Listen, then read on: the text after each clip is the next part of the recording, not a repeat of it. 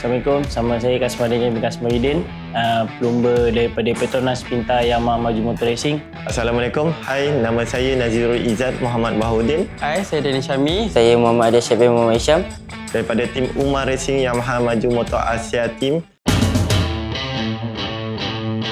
Dengan Kasmah yang sekarang ini memimpin perlumbaan cuba mengorak langkah.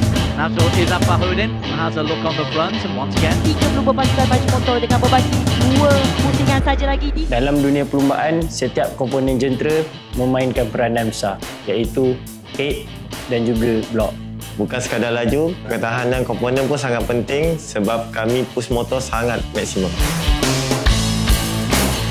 Bukan skill je yang penting dalam race. Kalau komponen tak tahan, risiko motor rosak dalam race pun tinggi. Dalam setiap selekoh, dekat situlah uji ketahanan produk. Sebab tu Umar Racing pilihan yang tepat. Produk mereka telah terbukti memang tahan lasak. Dari block, head, throttle body, semuanya berkualiti tinggi. Dalam perlumbaan, tak perlu risau lagi pasal motor saya. Kami perlukan produk yang boleh dipercayai. Sekarang ni, Umar Racing tak pernah mengecewakan kami. Bukan sahaja di Malaysia, di luar negara juga Umar terkenal dengan ketahanan dan kualitinya.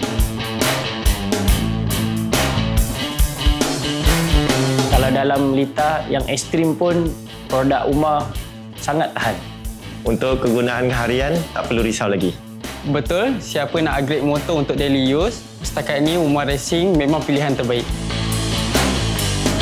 Kasmah melepasi selekor yang terakhir untuk memenangi perlumbaan di bintang membentangkan. Pilihan kami mestilah Umar. Pilihan kami mestilah Umar. Pilihan kami, mestilah Umar.